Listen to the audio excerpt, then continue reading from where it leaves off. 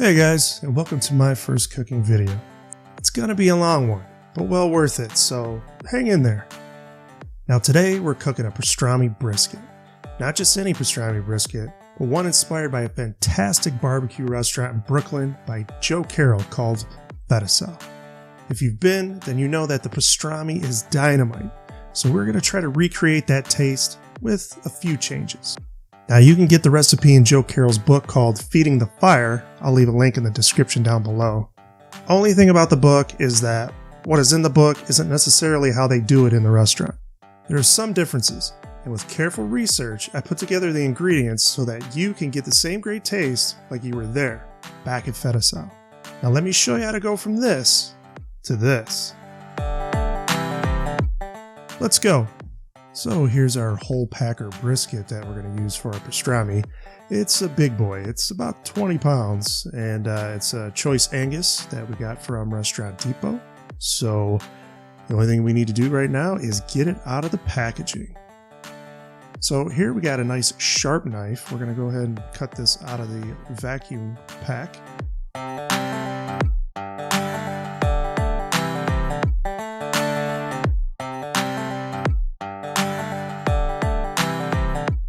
It's a nice looking brisket here. So we're going to do a little light trimming on this. So at Fette Sau, they don't trim the briskets at all, but I don't really trust that, so I want to clean it up a little bit and make sure we can get some of this fat off that doesn't need to be there and get it a little more uniform. Especially this big piece of fat right here. That could go, we could cut that off and we could use that to render down for some tallow to be used later.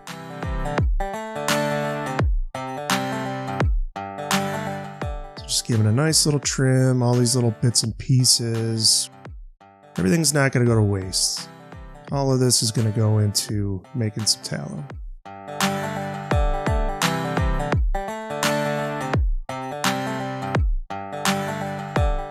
Alright, flipping it over, taking a look. We're going to get the side trimmed up a little bit.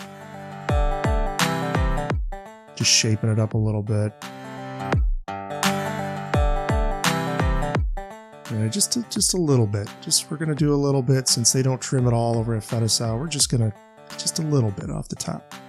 So here we go, nice and trimmed, nice and aerodynamic, and it's all good. So I cut this corner here just to let me know where the grain is running there on the flat. So we're all set. Everything looks good, and let's move on to our brine. So these are the ingredients that we're going to be using for our brine. Here we have 1 cup or 100 grams of pickling spice. Next we have 1.5 cups or 510 grams of honey. Next up we have a mixture, 1.5 cups or 300 grams of sugar and 1.5 cups or 310 grams of dark brown sugar. This one we have 1.5 cups or 384 grams of kosher salt. Also we have a 1/4 cup or 72 grams of pink curing salt, or I like to use Prague powder number 1. To the brine, we're also going to add, let's say I got about 13 cloves here of garlic. We're just going to gather them together and cut the little stems off.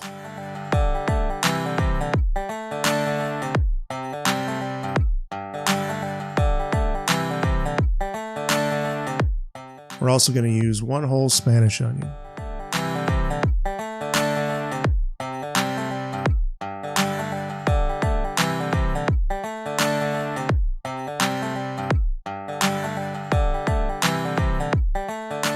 We're just going to clean them up a bit, cut these stems off, peel them, and get them in a rough chop.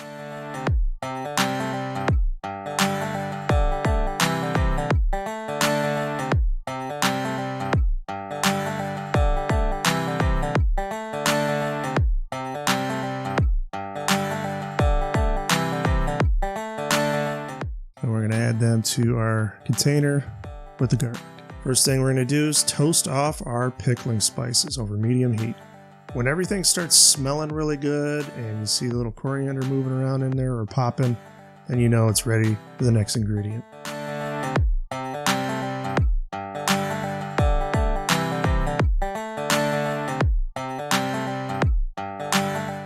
So now we're going to pour in our onions and our garlic, and what we're going to do is just sweat down those onions a bit. go ahead, give it a nice little stir, break up any of those onions.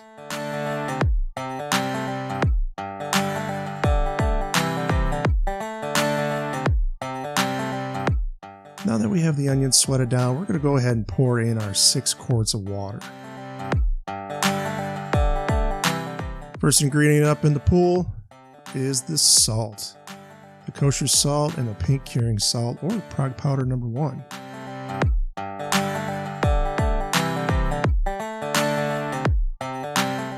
Next up is the dark brown sugar and the white sugar.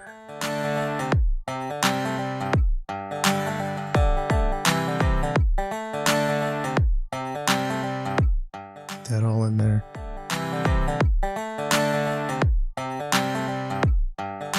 Next up in the pool is our honey. It's going to give us a little more sweetness in here.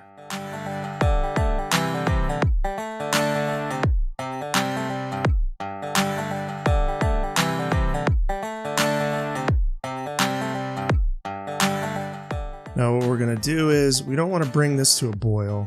We just want to get it warm enough to where we can make sure all the ingredients are dissolved into the mixture.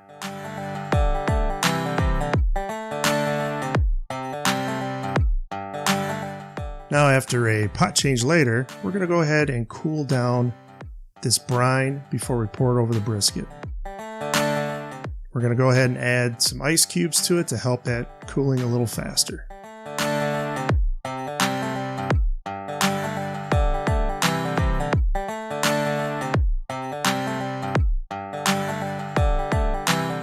So now we have to find a container big enough to hold our brisket. This one I have a big Cambro that I use for sous vide when I'm doing big cuts of meat. This is going to work nicely. Could be a little bit bigger, but we're going to try to squeeze this brisket in here.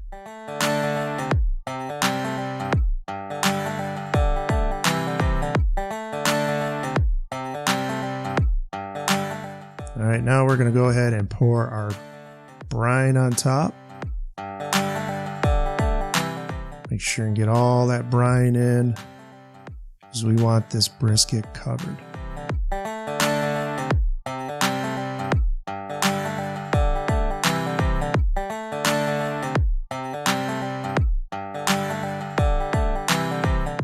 Alright, now that all the brine's in, we're going to go ahead and try to reposition this brisket a little bit in this container so it can be covered in our brine.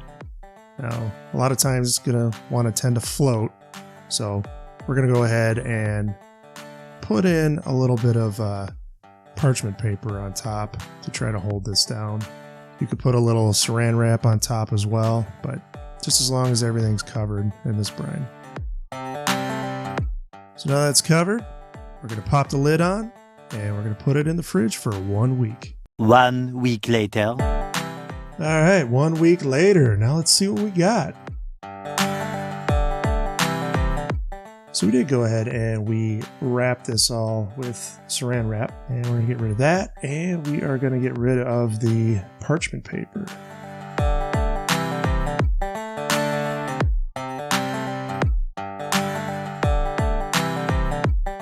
Get that out of here. Smudge it a little bit with a little pokey for no good reason. We're going to get this brisket out of this container, and we are going to wash off the remaining brine. Alright, so here we go. It is now out of the brine and washed off, and we are just going to go ahead and towel off some of that extra moisture.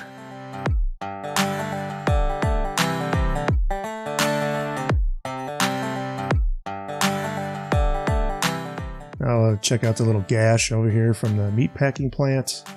There's not what we can do really about that, but it's not going to affect anything. Now off to prepare our rub. Alright, now let's put all the ingredients together for our rub and give it a good mix. So let's start off with 1.5 cups or 310 grams of dark brown sugar, 1 cup or 256 grams of kosher salt, 1 cup or 227 grams of ground espresso beans, 2 tablespoons or 13 grams of cinnamon, 1/4 cup or 26 grams of garlic powder, 2 tablespoons or 10 grams of cumin, a quarter cup or 26 grams of black pepper, 2 tablespoons or 13 grams of cayenne pepper. In goes in the dark brown sugar. Next we have the kosher salt. Now we're going in with the ground espresso beans, freshly ground of course. Now we're going in with our cinnamon.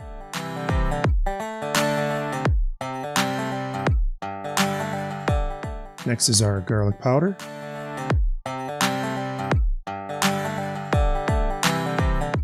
We have our fresh ground black pepper. Here we have our cayenne pepper. And last but not least, our cumin.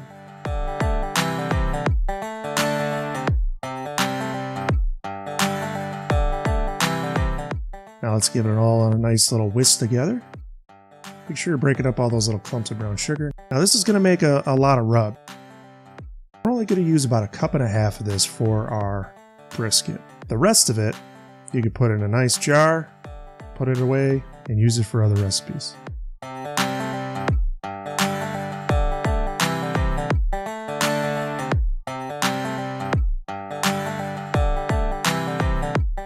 Now we're going to add 2 more ingredients to make this a pastrami mix. We're going to add a quarter cup or 16 grams of whole coriander, and we're going to add a quarter cup or 32 grams of whole black peppercorns. So usually I'm going to do this, crush them up in a cheesecloth or something, but I'm a home cook and I really don't have cheesecloth just laying around, so I got the next best thing. This towel I have. It's going to work out just fine.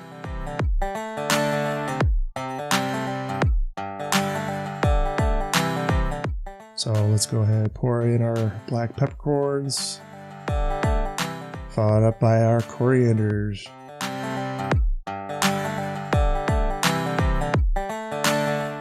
Now just wrap it up and we are going to crush these. There's a few different methods you could use to crush these. One method that a lot of people use is just the backside of a heavy pan. Some people like to give it the old choppa, but we're not a savage, so I'm going to end up going with this hammer right here. I think this is going to work out just fine for me. So here we go. Crushed. This is just where I want it. And we're going to dump it out here. To see a little downside to using a towel, some of it gets stuck to the towel. But I think we got most of it here. Everything looks great, and we are going to add it now to our rub.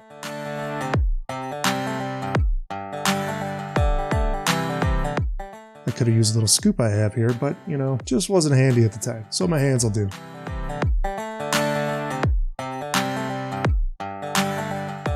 Now we're just going to put the lid on and we're going to go ahead and we're going to give it a really good shake. Make sure you're shaking it up really good so you can get some equal parts of those black peppercorns and that coriander mix in there.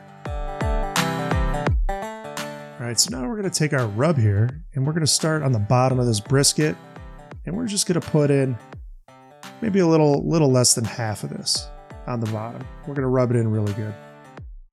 Just go ahead and put it on here liberally. Try to get it nice, even coating. Just do your best. Doesn't have to be perfect.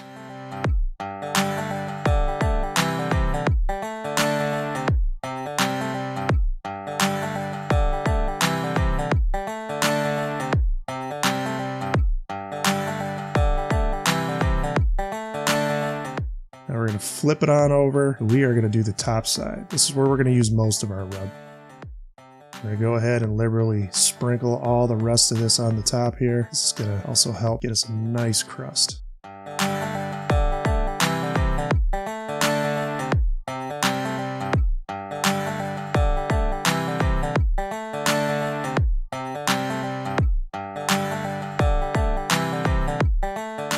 Alright, now we're going to go ahead and just rub it in the meat. Now you can insert your best rub in the meat joke here. Just go ahead and get it all in there in every little nook and cranny you can. Just rub it all in there.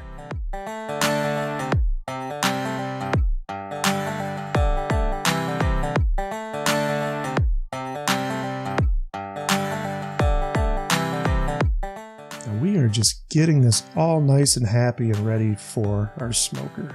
I think we're ready. Let's go. Alright, today I'm using a pellet grill because that's what I got. And what I want to do is I want to turn the temperature here up to 225 degrees. That's what I want my temperature to be at. And I have a grate probe here, and that's what I'm looking for, 225 degrees. And this is what I'm going to trust. I'm not going to trust the digital readout on this pellet grill. Also, I like to put the brisket on this side. That's the cooler side, and I could control it a little bit better. This side over here is the hotter side. I don't want to put it there. And I'm going to keep an eye on the temp with this grate probe. Also, I'm going to throw a little more smoke into it. So I'm going to put some pellets in this smoke tube that I got.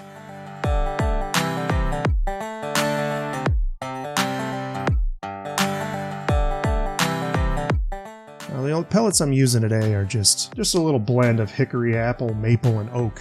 So it's going to give me a nice blend here, some nice flavor.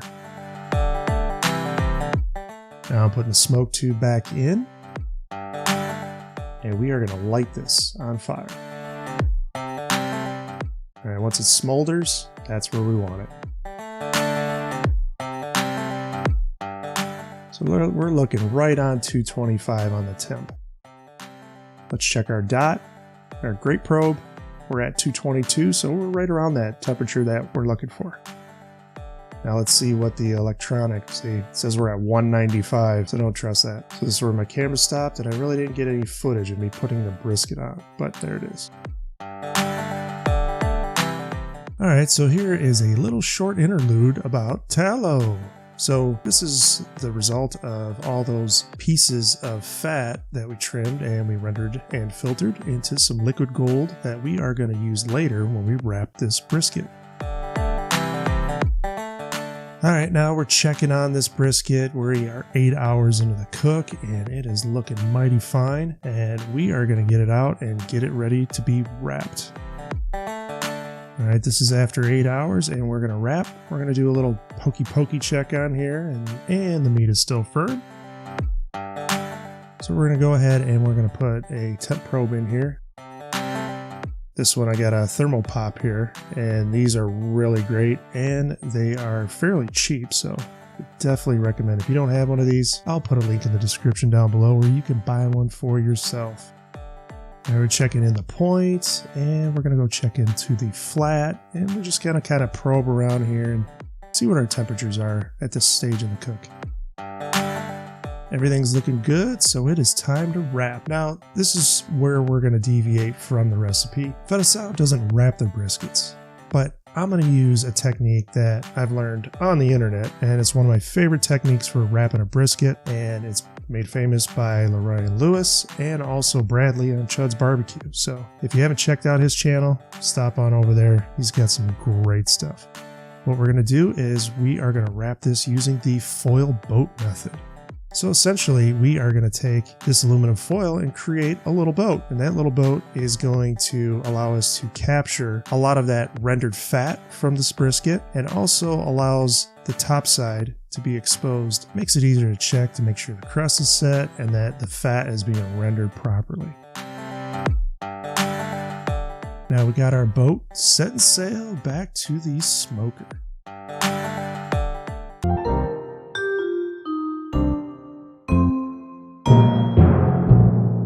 So I said this was a fairly big brisket, so we're looking at 24 hours on this cook right now, and this temp probe is going in like butter. 183 on here, 199, almost 200 on the point. So we want to see anywhere temperature range from between 190 to 203, and right now we're going to pull this. So check this out. It looks amazing and smells amazing, and look at all that liquid gold our foil boat has captured. This is going to come in handy for when we wrap this brisket. Now we're giving it our pokey test, and everything is all booty jiggles here.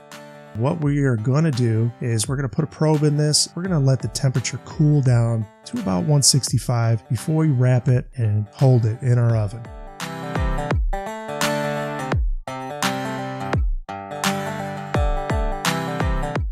Here we go. You can see it's already starting to come down a little bit from when we pulled it, and it's only going to take a little bit and it'll come down to 165.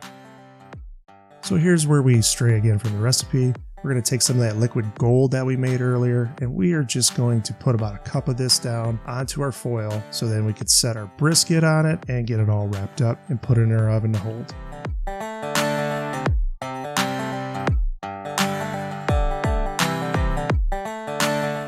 So brisket is on. Now we are just going to fold all this around and try to get it all wrapped up nice and tight. All right, we're going to add a little bit more of that tallow that we collected in our foil boat. We've strained it and we put it in our separator, and we are just going to pour that over the top just to make it a little extra special. Oh yeah, look at all that. That is just, oh, this is going to be a good pastrami brisket. So now that we have all of our liquid gold on here, we are just going to get it all wrapped up tight like a nice little Christmas package. And we're going to get it ready to hold in our oven at 145 degrees. Bye-bye. Now, how am I getting 145 degrees in this oven when my oven only goes down to 170? Well, here's a little trick for you. Hold the bake and broil buttons down together, and you'll get this SF code. This SF code, go ahead and hit bake. And now I just dialed it down to 25 degrees less. So from 170, that'll bring us down to 145. You hit start, and bam, you are all set for 145 in this oven. It's been about 3 hours. Now let's pull it out and see what we got. All right, I just want to take a minute to show off my favorite carving knife. It's super sharp, does the job well, and it doesn't cost an arm and a leg. And to make things easier, anything I use, I'm going to go ahead and put a link for down in the description box below. So now here is the star of the show. Oh man, look at how jiggly it is. This thing is like butter. I cannot wait to try some of this. Now, let's get the knife and let's start slicing. All right, now that we got our slicing knife, we're gonna cut here right between the flat and the point. This is a good spot to go ahead and slice through. Now just keep in mind how I'm cutting this, because the grain for the flat runs a little different than the grain for the point.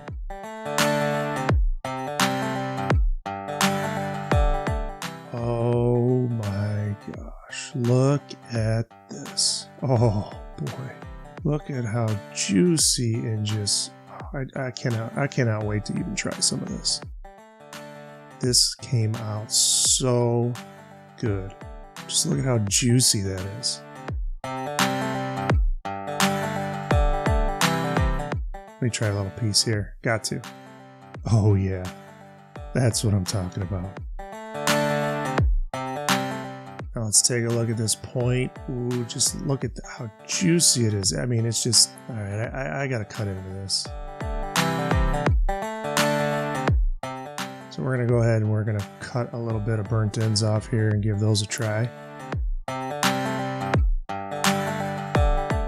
Just gonna square them up a little bit because it does have a little extra fat. Oh yeah, look at that. Here we go. Let's cut a little more of these burnt ends to try.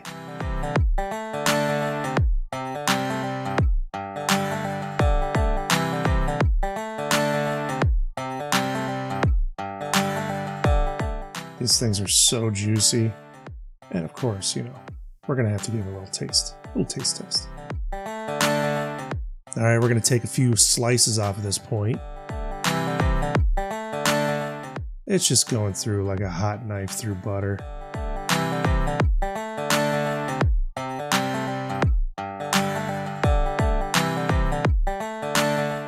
Let's take a look at this point here. Oh my, look at how tender this meat is. Look at this. But it is so good. Okay, we're going to cut a little bit on this flat and try that piece. You see we're cutting it a different way because the grain runs a different way.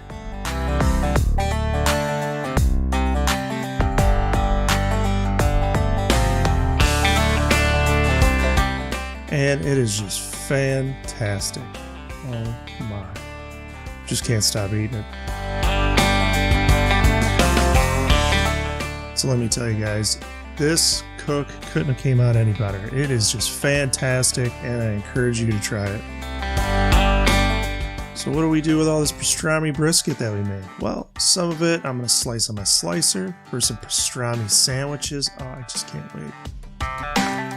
And also I'm going to use some of that pastrami to make some of the best pastrami egg rolls. So this cook turned out better than I hoped it would. Not only did we capture that pastrami taste of Fette Sau, I think we may have taken it one step further with that foil boat and tallow wrap and rest.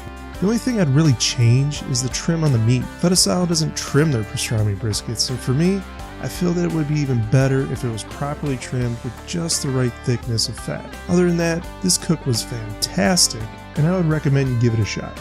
Don't be nervous about the prep and cook times.